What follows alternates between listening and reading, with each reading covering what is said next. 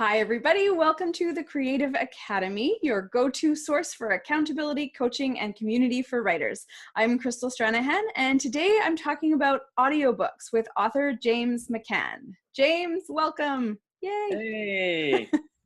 To get us started, I know you really well, but I think probably not everybody else out there does. So if you could just introduce yourself, tell us a bit about who you are and how you came to be an author, that would be fabulous. Sure. So my name is James, and I'm an author.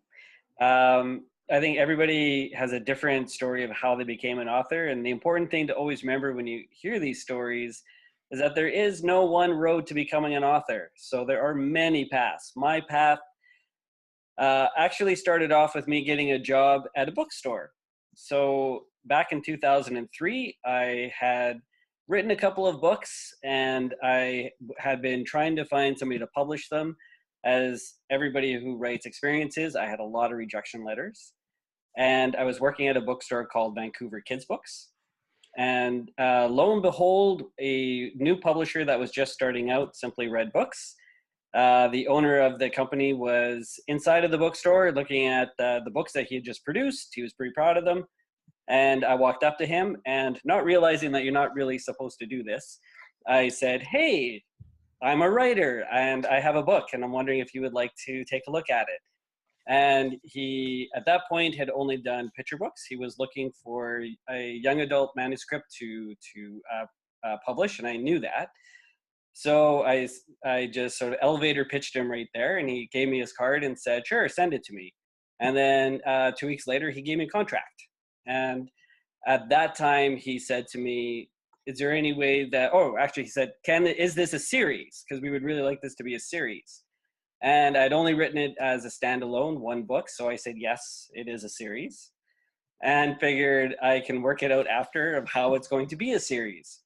And if you ever read Rancor, at the end of it, or Rancor, if you pronounce the word properly, at the end of it, there's no way it can be a series, but I figured it out and I made it into a series. So it was a 4-book series. And then the two first books wound up being published while vampires were the hot new thing. And then unfortunately a cool down as happened. And the other two wound up, I got paid for writing them, but they never made it to publication. And then in 2007 was when the second vampire book came out. 2010, obviously a few years before that, but 2010 had another book come out. But I decided that I wanted to see if I could write something other than vampires, because when you write the same genre over and over again, especially when you do a series, you sort of get labeled as that person who does that one kind of book. So I really feel when actors get labeled for that actor's an action star, that actor's a rom-com star, chances are they can do other things.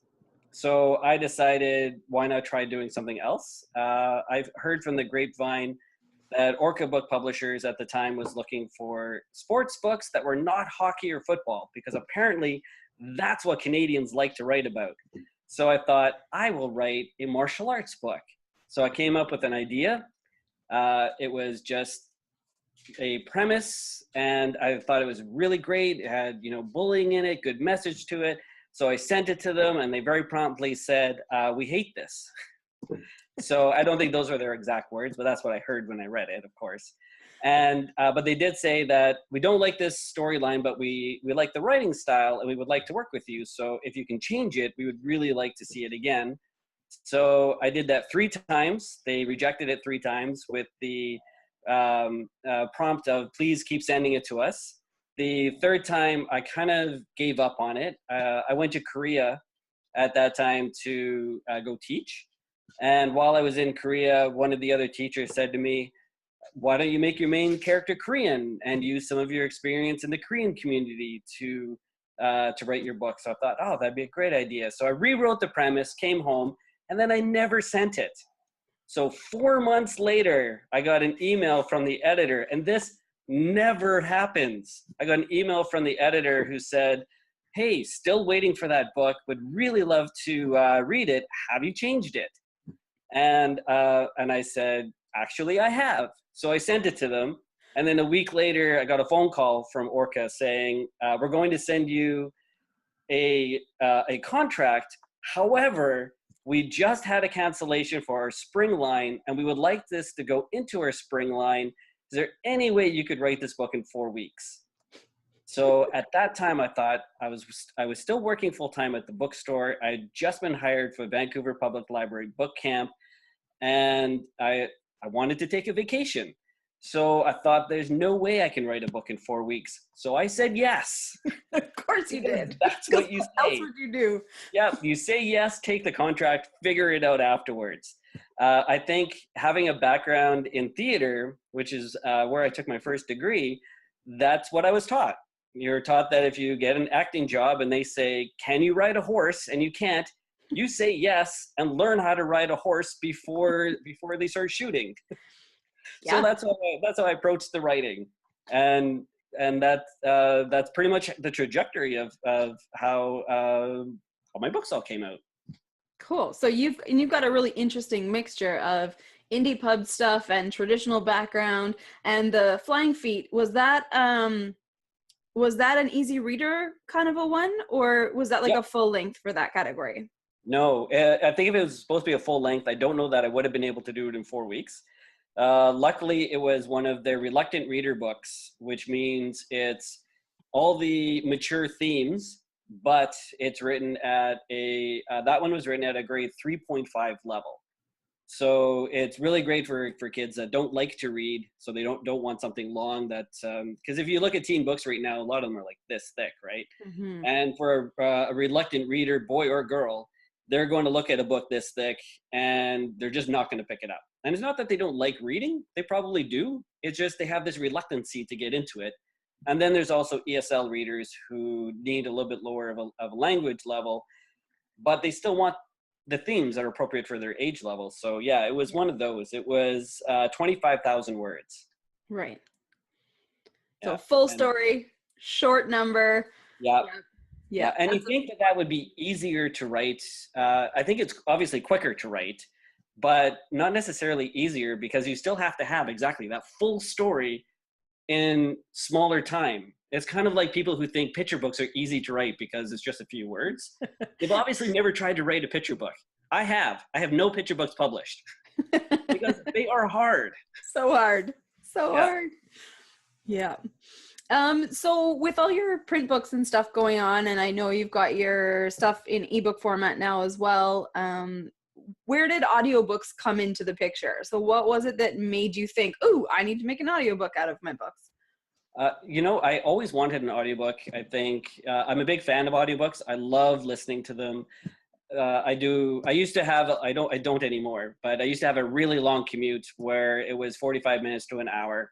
And for anybody who has a longer commute, I feel your pain. That was really long for me. So you can only listen to the radio for so long. You can only listen to whatever you have on iTunes for so long. Twisted Sister, Glass Tiger, I can listen to all the time, but eventually you do want something else. So I started listening to audiobooks. And then when I started working, I'm a librarian now. So when I started working at the library, I discovered that we have these things called Hoopla and Overdrive. So you can actually download and stream audiobooks from your library for free. So all of a sudden I had this whole array of books available to me. And they're amazing because it's, I always believe that you have two books that are written. There's the book the author wrote and the book that people read. And in this case, when an actor reads the book, you hear the story that the readers are reading. But when you get the ones that the author reads, you get the story that the author wrote. And it's really neat hearing both sides of it. So I really wanted one of my own.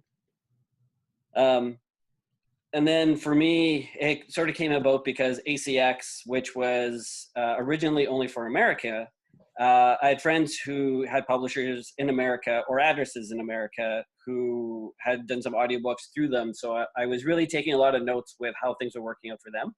And I was just waiting because there was a notation on their website saying, coming to Canada. And eventually they did. Nice. And did you have any sort of reservations about the process, or was there anything that kind of delayed you on the way or made you think, I don't know if I want to go here? Not at all. I was actually really excited about it, I have to say. I think it's, to be honest, it's a really great process. It's and the only thing that I really had to think about was, did I want to read it myself or did I want somebody else to read it? And because I do have an acting background, a lot of my friends were actually quite surprised that I wanted somebody else to read it. But I realized that, again, it's that idea of, do I want to put out into the world the book that I wrote, that I'm going to interpret when I read it, or do I want to hear somebody else's interpretation of it? And I really wanted somebody else's interpretation of it. And also, too, even though I have an acting background, voice acting is much different than what I learned. And I've really come to respect voice actors and what they can do. So I decided that I wanted to go that route. So that was probably my biggest, so pros and cons was deciding, read it myself or have somebody else read it. And for me, I decided having somebody else read it. Whereas I know some other friends who are doing this as well, they're reading it themselves. Mm-hmm. And I think they're going to do a fantastic job with what they do. But this was the route that I decided. But my next one, maybe I will do myself. I don't know. It's been a pretty good experience so far. So I think I would Yeah. definitely do it again. Cool. And I mean, and the nice thing is, particularly as an indie, you can do whatever you want. If you want to try Yeah. doing one and you want to try having a voice actor do one, and then you compare results and you see, are my sales numbers different? Did I like doing that? Yeah. Do I, after listening to it all again, did I prefer it? And, what does your timeline dictate? Because, hey, there's only one of each of us. And so, one day of 24 hours and one people to divide up into that. So, sometimes it is a divide and conquer kind of situation. If you've got to get the next book written and get the next one out and be marketing and all that stuff, and hey, maybe even write another book at some point. Yeah. Well, and I think you just said the most important thing there too, is time. So if I had decided to do it myself, I would have had to buy the equipment to set up a studio, or possibly rent a studio of some sort. I know Vancouver Public Library has a studio available to to their members. So I mean, you could always do something like that. But the estimated time for my audiobook is 7 hours.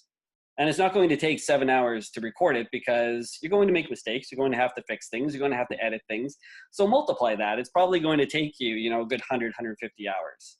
Yeah. And yeah, it's going to take away your time from writing that next book. So Yeah. all of those things have to come into play with deciding, what you're going to do. Yeah. And when you were looking at different companies and different options, which ones did you look at, or what was on your radar as far as choices? That's interesting, because when I was looking at things, I very specifically wanted to do something where there was very little money upfront from me going out. I wanted to do what it's called a 50-50 split between you and the producer. And the reason why I wanted to do that isn't just because I'm cheap. It's also because I feel that if the producer has a stake in the production of it selling, that they're going to want to help you promote, because it's beneficial to them as well, rather than them getting paid and then forgetting about it to go on to the next project. Right. So I think a producer is going to be proud of what they do and probably want to help promote no matter what. But this sort of ensures that next level of is this person really going to be serious about it? So that was sort of my one big criteria. At the time when I was looking at audiobook companies, ACX was really the only one that was available with that option. And the name of it's going to totally slip my mind. But the one that Draft to Digital. Findaway Voices. Yeah. Thank you. Findaway Voices. So I actually just found out about that one after I had pretty much done all my research with ACX. And again, because I had friends use ACX and they all had really good experiences with it, for me, it came with, a lot of really good references. So that was also important too. So Findaway Voices, for me, I didn't know anybody else who had used it. I had some friends who were trying it out for the first time. So Me. yeah, you being one of them. And so, again, being that indie, who has a few books now that are indie, like Flying Feet, I don't own the audio rights for it. Orca Book Publishers does. If I ever do another book in the future, my first question to publishers now is going to be, do you have plans to do an audiobook version? If you don't, then I don't need to sell you these rights. Yeah. But they do have the rights to it, so I can't ever do Flying Feet. But if I wanted to do Ranker, I now own the publishing rights to it. I got my rights back from Simply Read Books. So Perfect. if I wanted to do the audiobook for that, if I wanted to try out Find Away Voices and try that option instead, and then I can compare them. Yeah. So, so for me, I would say, I don't know that I really saw anything better between any two company. I think each one has its strengths and has its weaknesses. It's just, you have to find that best fit for you at the time. Mm-hmm, for sure. And can you tell us a little bit about where you're at in the process of production? So sort of what the steps have been maybe and how that looks from the Yeah, inside. sure. So your first step is advertising your book to the producer community to get somebody interested in it. So when you're doing something like that, again, it's, you have to think of it as when you're sending off a manuscript to a publisher, like what are you going to say to that publisher to get them interested in the project? So you basically have a cover of your book, the synopsis, and then you have your query letter, so to speak. And so I did that, and I basically just said, this is who I am, this is what I've done, this is what I'm planning.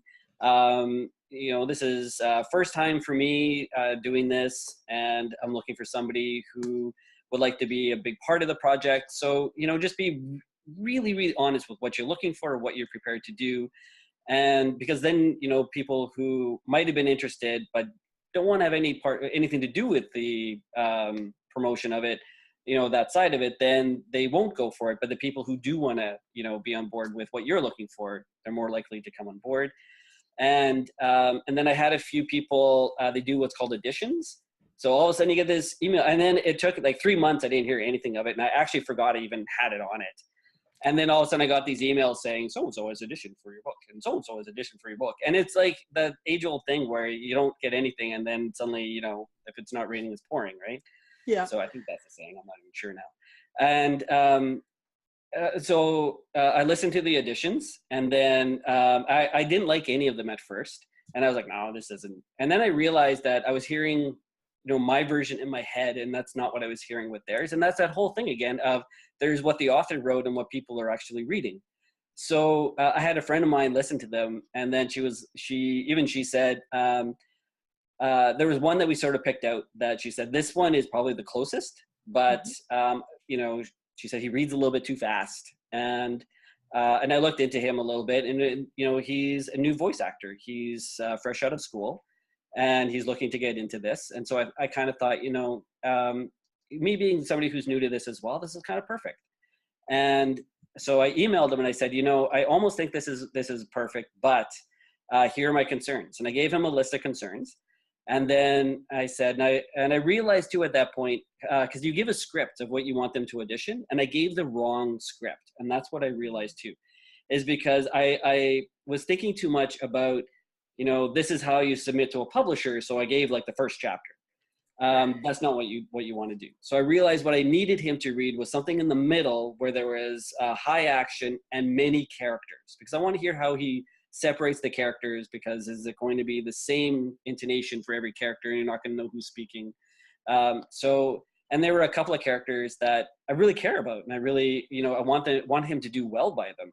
So I said to him, this isn't normal, but would you be willing to audition again with a different script?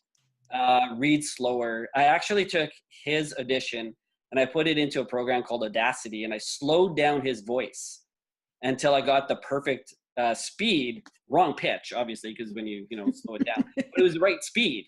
And so I was actually able to tell him, I said, I put your voice into Audacity, which is a free open source program. If you have it, he had it.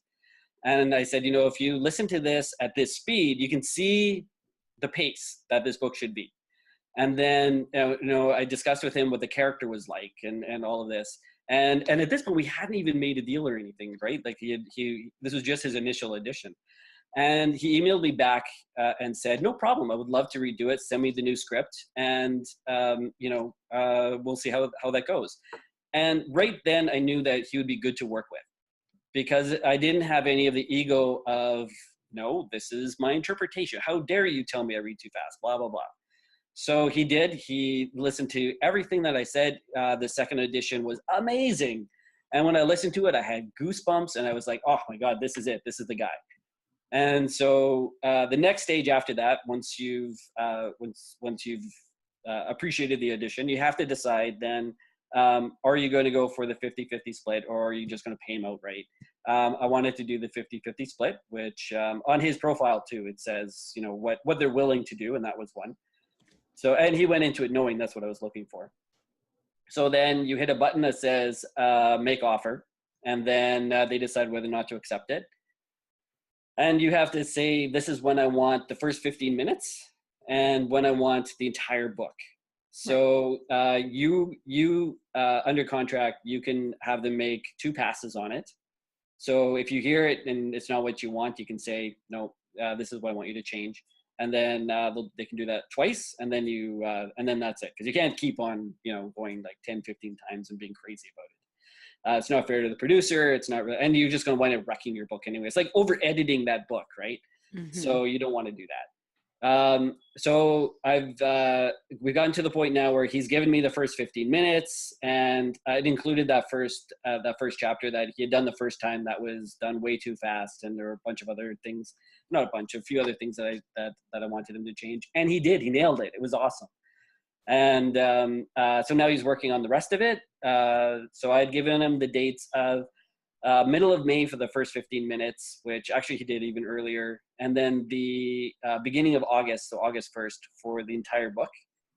And and so right now he's working on that part of it. Nice. And so just to clarify for the people at home, when we talk about ACX, that is the audiobook production company owned by Amazon, right? Correct. Yeah. Audible.com is owned by Amazon.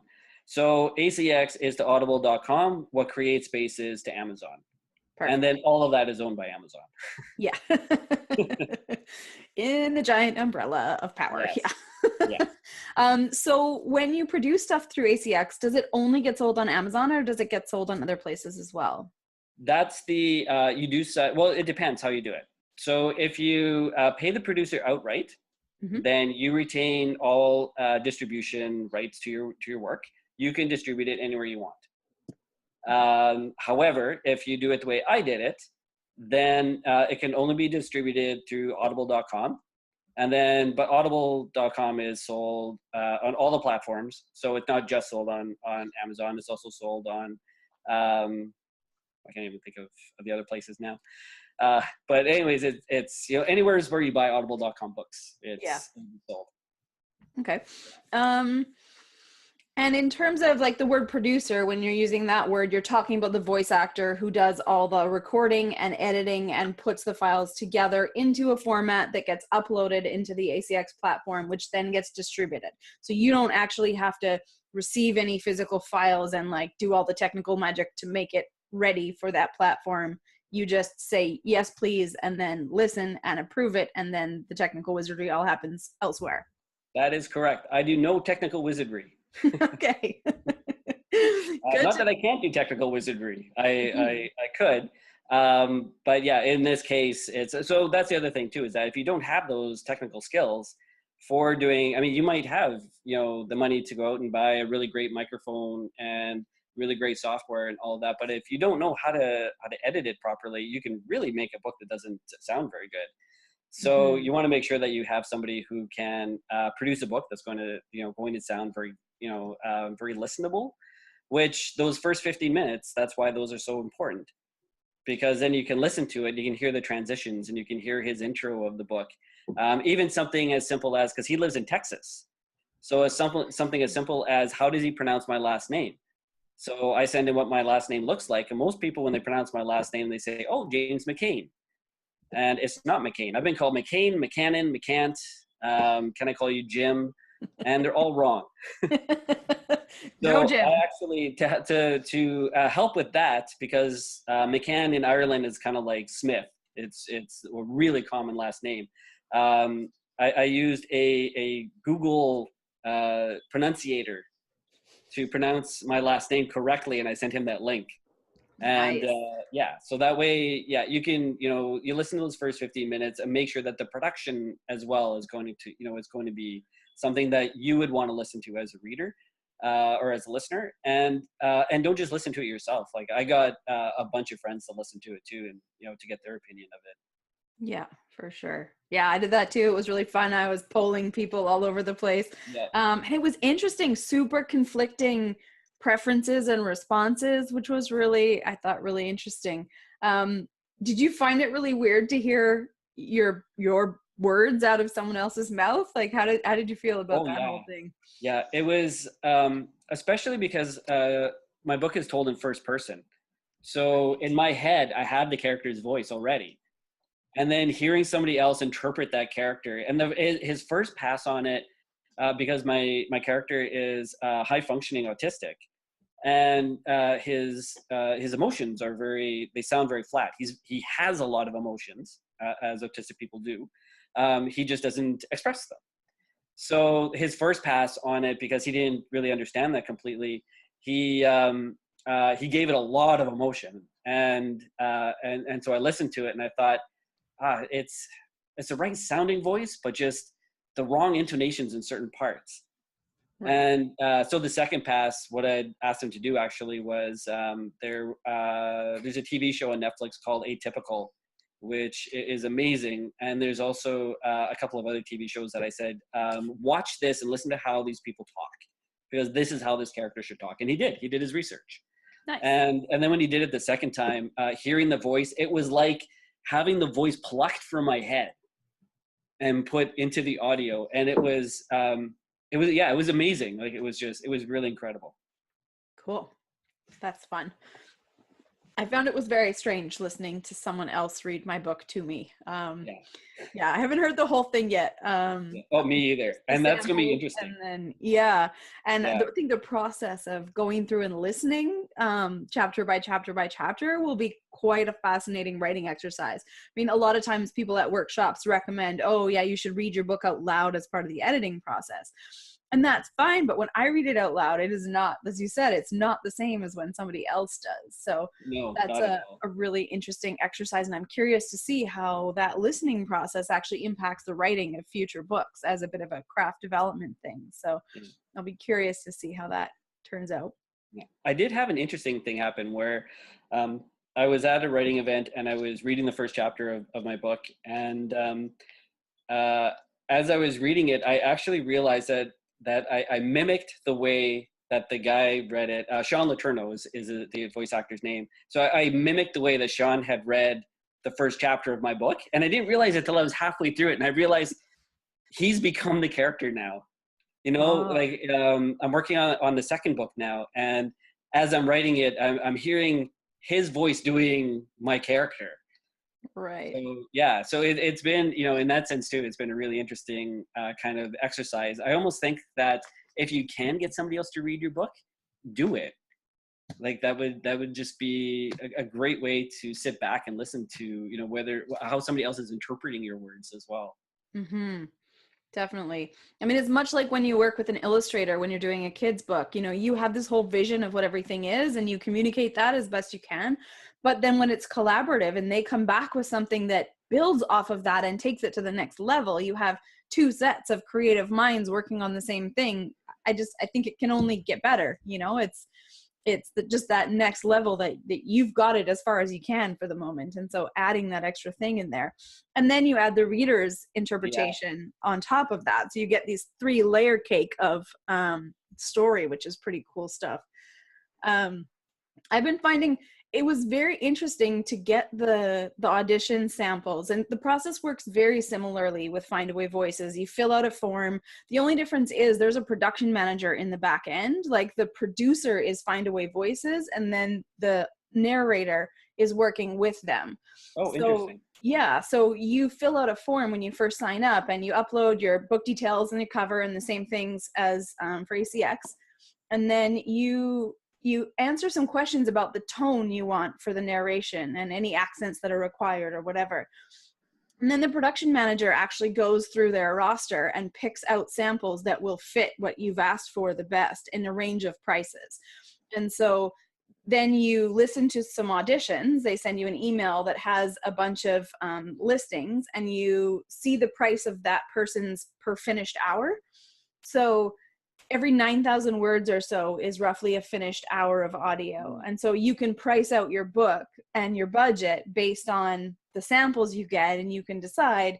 The ones I received all ranged between 150 and like 500 per Yeah, that finished seems to be the hour. same with ACX as Some of well. them were like super famous narrators who do the New York Times bestsellers and stuff. So and then the ones that I liked, I flagged, and then I just compared those. And it was interesting. The one that originally I thought, oh yeah, that's it. Like that sounds a lot like what it's like in my head. But then I started asking people questions, and then I went to my genres listings in the audiobooks, and I hit play on the samples of all of the ones that I could see that were like hometown romances, kind of similar to mine.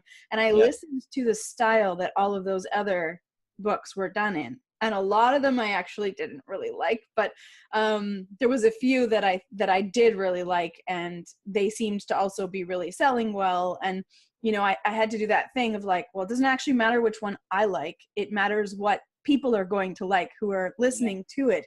Because when you are going to spend a few hours with someone in your ears, in your head, telling you a story, they need to enjoy it, right? And so I did have that slight war of like, I really like that one, but I know that everybody likes this one. And so ended up actually going to use both of those voice actors, but one is going to do the magic books and one is going to do the regular books, because she was just a little more sassy, just a little bit more edge. And so while that might be my preference for the River's End ones, it worked to split it and actually have different people do the different lines. So that was an interesting exercise. And, I reached out to Find a Way Voices because I said, this is the first time I'm doing this. I have a series. It's likely to unfold in, a lot of stories over the next few years. And I know that I have the first box set of 3 books that I want to go ahead with right away. But how do I know I can pin down the same narrator? And they said, oh, we just write you up a contract right now. You can pick when in the year you're going to do it. You can block off their time. You can lock them in at the current price point.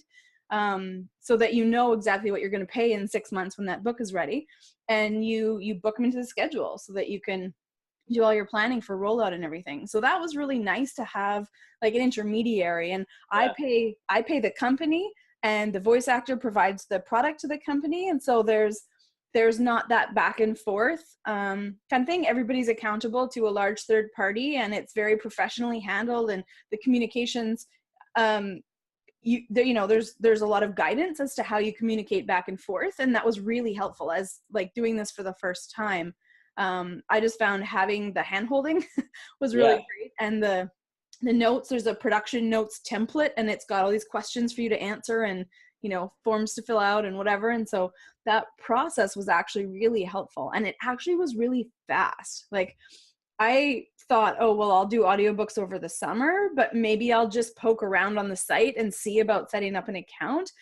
And I clicked the button just to see what the form was going to be like. And 5 minutes later, I found myself with a finished account and a screen that said, well, drop in your book details. And I was like, oh, well, those are all on Amazon because I already published the book. So I pasted them all in.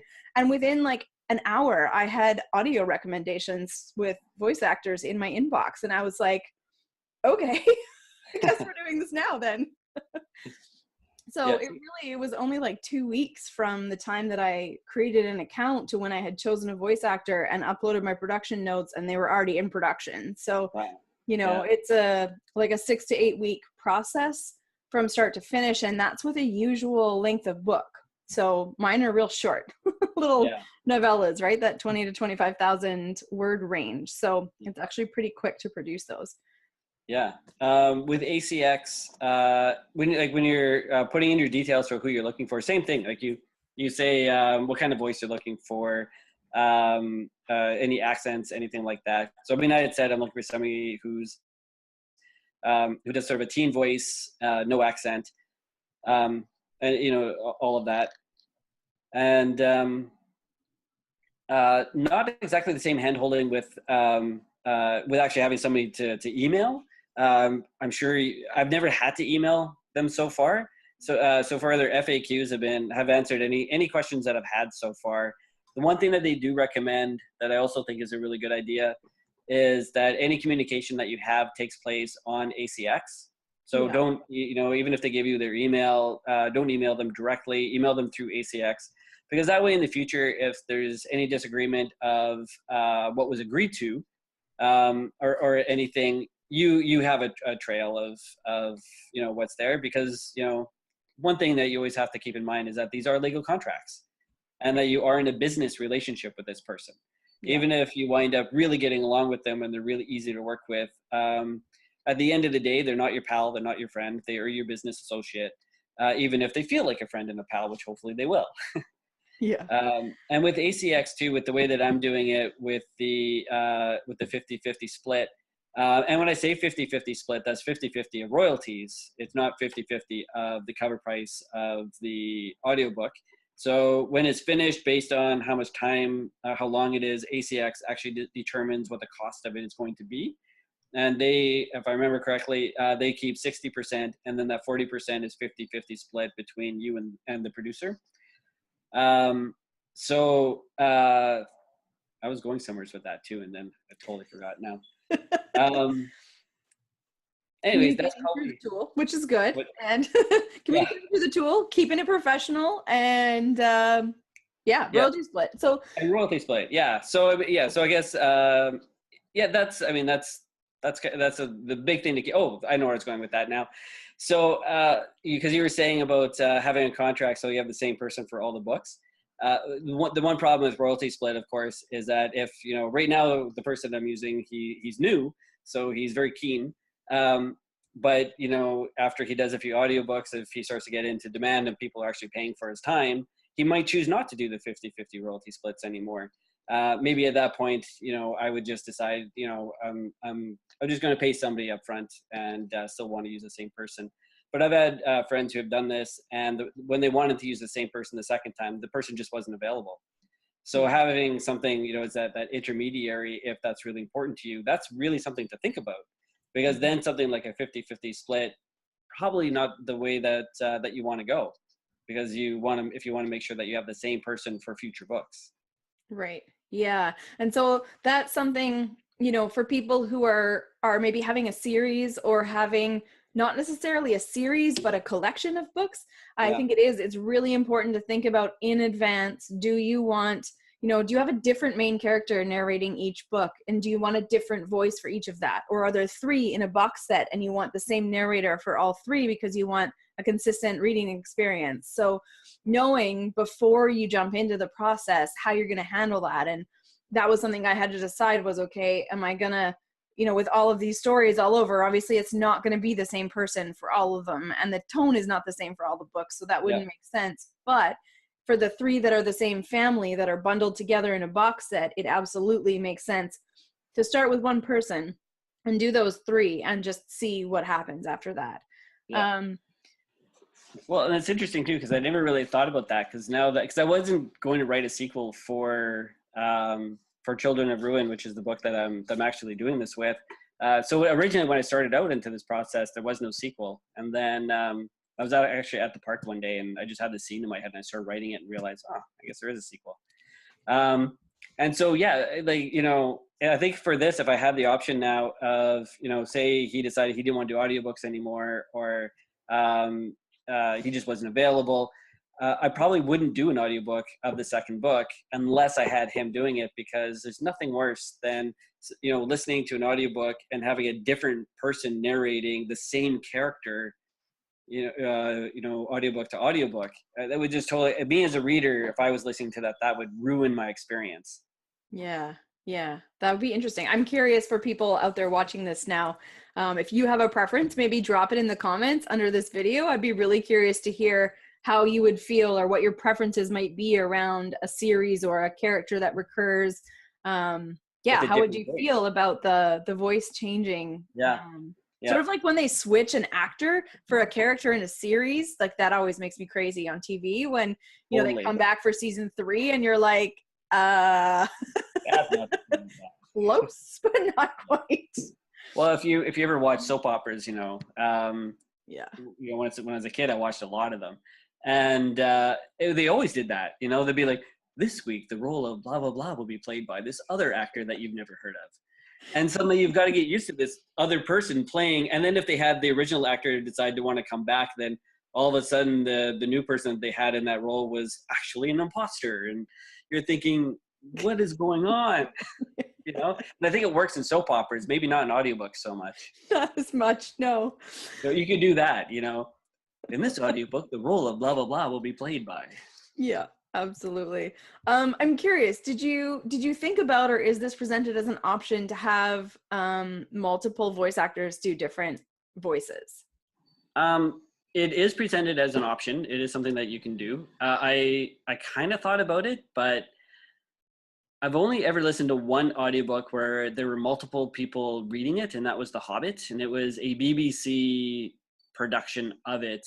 And I mean, it was amazing. It was, you know, I'm not going to say that that was terrible, because it wasn't. It's probably one of my favorite audiobooks.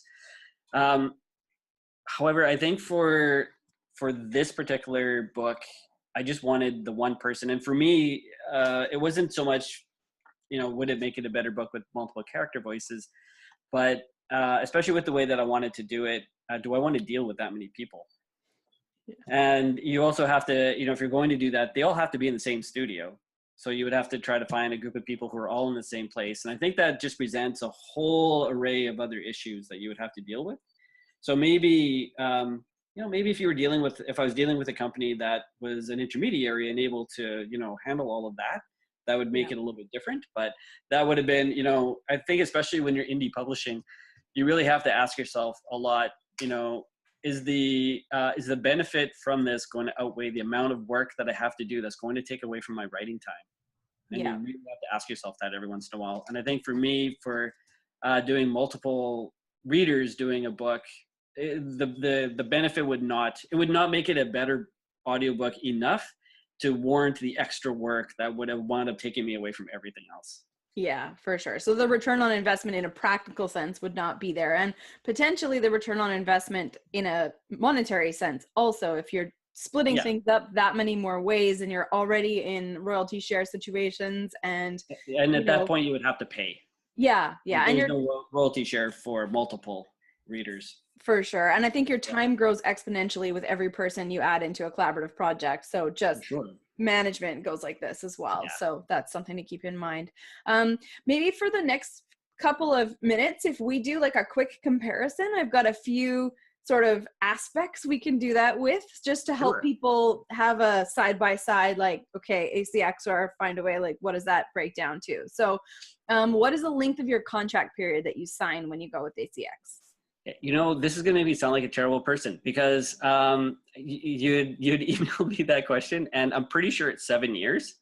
Yeah. But I can't find that. I looked through my contract. I was trying to find that again, where I found that. And so I'm going to say 7 years. And if when I find it actually in writing, if it is different, I will let you know. But I'm pretty sure it's 7 years. I believe it's also 7 years, so that's a good thing to know. For Find a Way, they don't have a set contract period minimum, other than in order to completely cancel your contract with them, you have to give them 6 months notice. So I guess effectively 6 months is your minimum contract period. Yeah. Or if something happens with the company, within 30 days of that, you have all your rights back and you can do what you want. You can also remove your book from specific channels that they distribute to anytime you want. And that can take up to 30 days for the listings to come down, but it is at your discretion to only have it in one store if that's what you want. You can deactivate everything else. Yeah. And same with ACX, if you do if you're paying the person, you have those options. It's only with the royalty share that you don't have those options, but you do have a termination clause as well. Okay, excellent. So, yeah.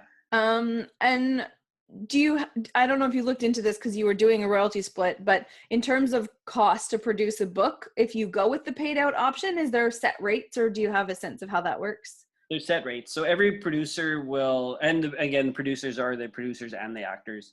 So every producer has their own set rate. So it just depends on how popular they are, how much in demand they are. It can be anywhere from $150 an hour and up. Okay.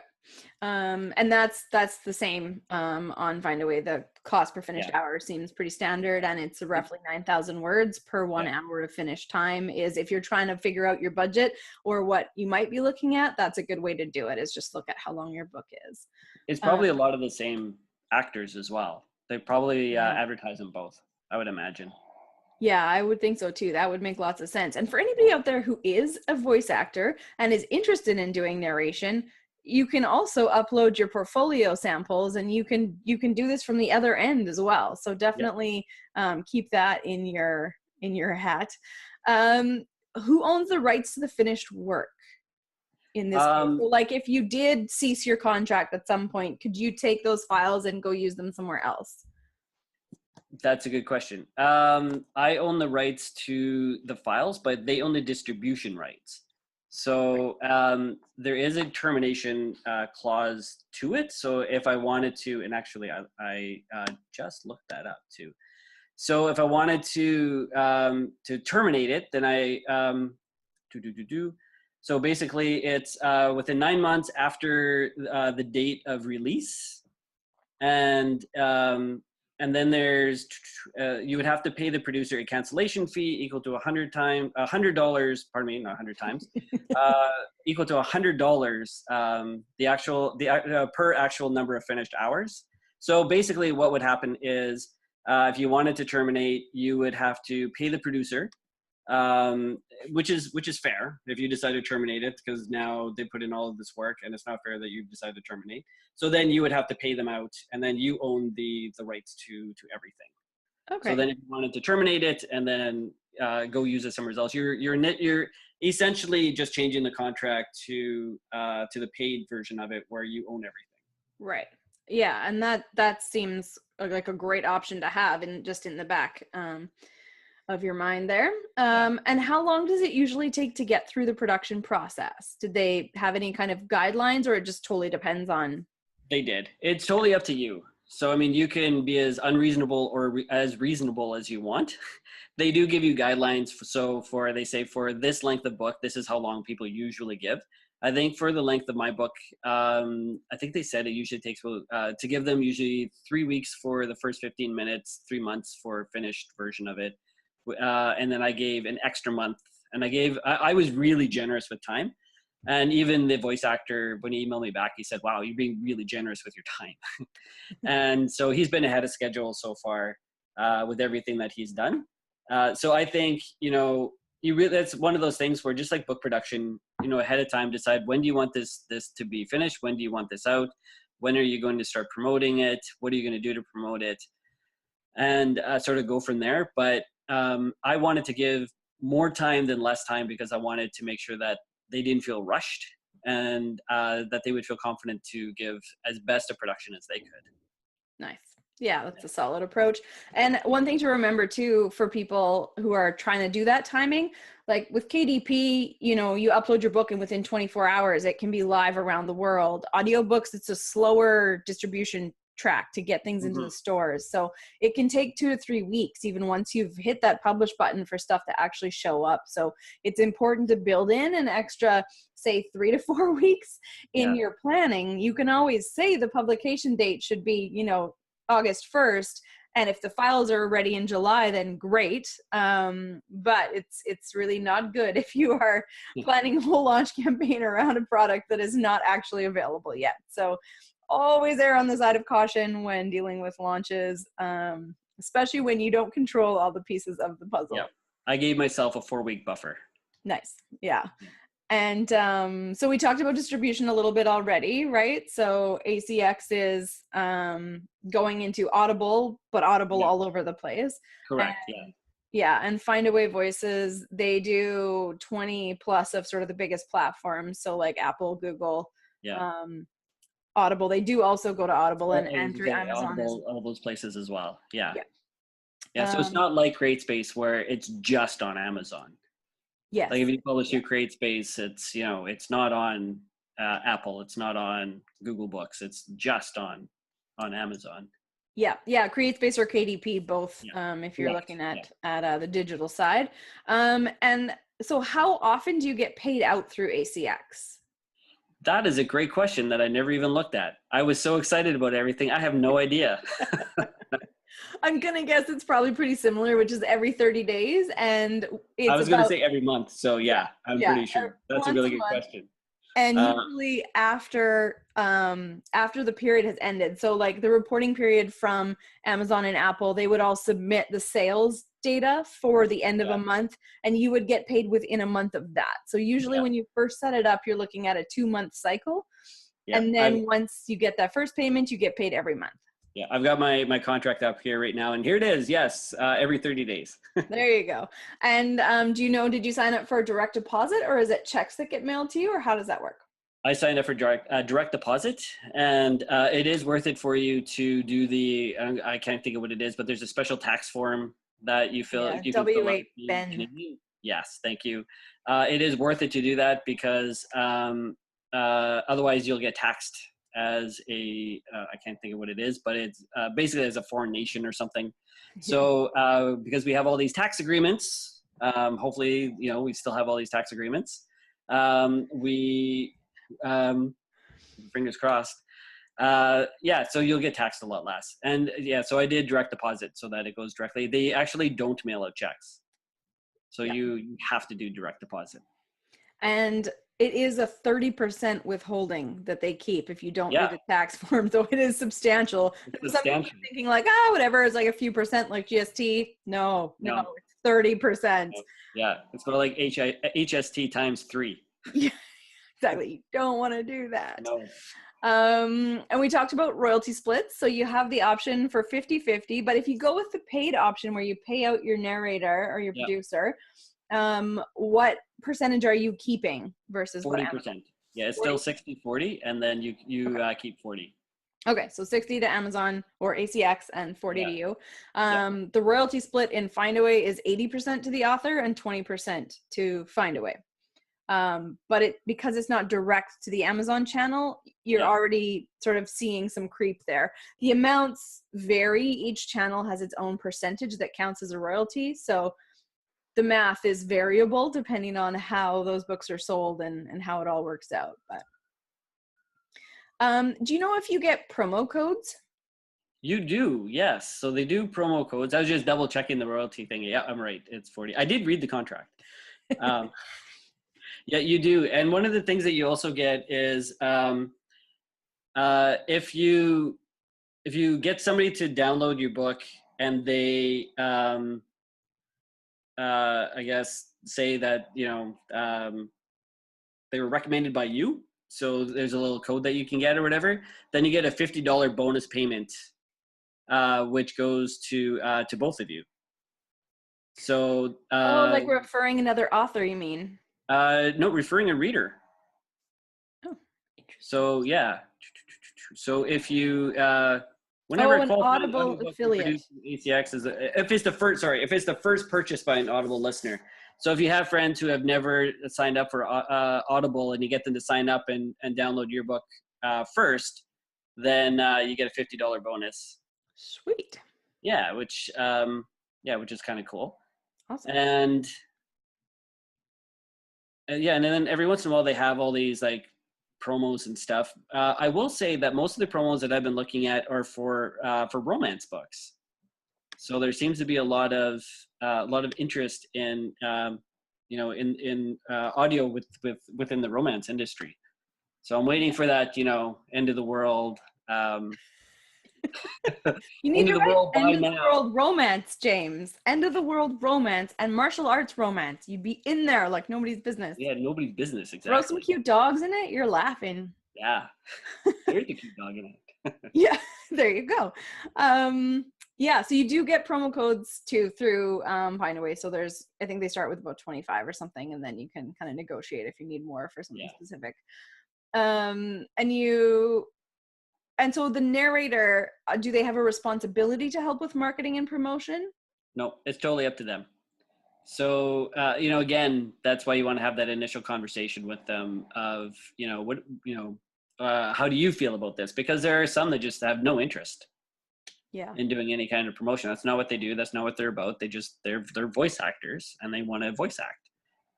So it's a good idea that if that's what you want, that, you do make sure that you have a conversation so that you don't wind up down the road with he said, or he said, she said, or she said kind of argument where you're having to look through all of your emails to say, yes, we did have this conversation. Right. But I think there is definitely a bonus to having someone other than you be the narrator, is that on Amazon, when there's those two names, some people will search by narrator. If they find a narrator they really like for audiobooks, they will often actually go looking for those. And that's another way to help an audience find you. So that's an interesting side benefit of having a second creator name up there too, is that, and I mean, often if you do give them credit, there's that choice you have to make. And I'm assuming if it's a 50-50 split, that's not optional, but if you pay them out, you can choose to include their name on your cover and in your credits or not.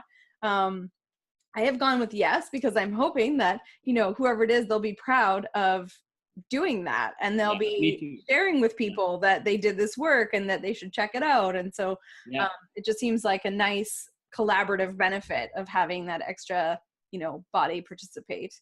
Yeah. And so far he's been pretty on board with any ideas that I've had. And he's been, you know, I don't think he's necessarily the kind of person that's going to come up with ideas, but any ideas that I've had, he's been more than willing to listen to and thought they're really great and wanted to participate. And you're right. Like, these people are going to be proud of what they've done, hopefully. And they're going to want to tell all of their friends. And so again, that gives you that other, that marketing somewhere else. So he lives in Texas. So it's almost like having a little marketing person in Texas who's now working to promote your stuff. Yeah, definitely. Some nice geographic distribution there. Yeah. So thinking about, what would you say to somebody who's thinking about embarking on making audiobooks for their own books? What would be your top bits of advice for them? Top bits of advice is figure out your budget and work within it. Don't put yourself into debt to do it. So, and that's with any kind of self-publishing thing, and any business thing, work within a budget. So be honest with yourself, what you can afford and what you can't afford. Figure out through that which option is going to be the best option for you. When you're looking at working with somebody, have conversations with them to make sure that they're easy to work with, not just in terms of, does their voice sound good? Does their voice fit your character? But also, are they willing to take instruction? Are they willing to take criticism? Do they email you back in a timely manner? Are you getting frustrated because you don't hear from them for a week or 2 weeks? And you're waiting to hear whether or not they're even going to accept the offer, and they still haven't decided. So, all of those things, my biggest bit of advice would probably be, don't be afraid to say no. Say no to the wrong people. And I don't think that there is a best option out there. Everybody wants to know, well, what's the best option? There is no best option out there. There are so many options out there that it's the best option that works for you. So I would suggest to anybody, do your research, look at Findaway Voices, look at ACX, see which one works best for you. I think whichever one you choose, it's going to be the right one if it's the one that works within A, your budget, and B, what you can put into it, and then go from there. Absolutely. 100% agree. Okay, so this next one, not directly about ebooks. This is just an overall James the Writer question. If you could go back in time to any point in your writing life and give past James some advice, when would you go to, and what would you tell him? That is a great question. This is kind of funny, but I would probably go back to 19-year-old James, fresh out of high school, really unsure what he wants to do, has this idea that he'd like to be a writer. And I would tell him, go to school, take that creative writing course that you wanted to take, that you're too afraid of taking. Don't listen to all the people around you who are telling you that it's not a career option and you shouldn't be doing it. And take the classes, because not that I think people necessarily need classes in order to be a writer, because you don't. I don't have a writing degree.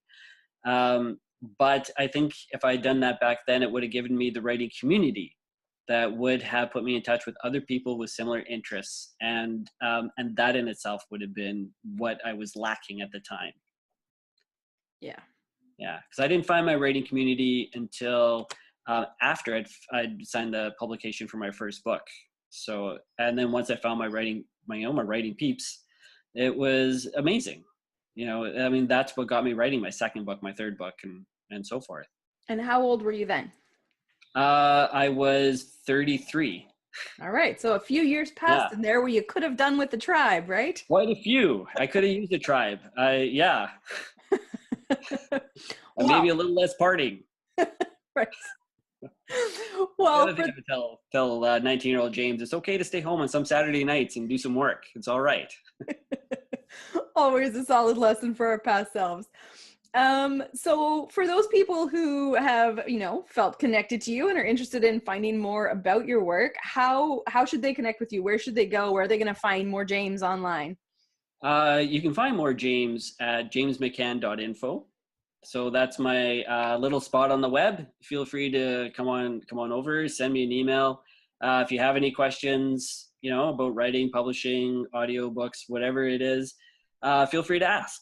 The other big thing too is that, especially if you're just starting out, if you haven't published yet and you're looking at different publishers and you're not sure about them, if you don't know how to research them, that's where you really need that writing community. So feel free to email me and say, I'm looking at X publisher. What's the industry scoop on this? And I can either show you how to research those publishers, or I might know something about them. So I'd be happy to share any information I have. Thank you very much for that generous offer and for sharing your time and your experience with all of us.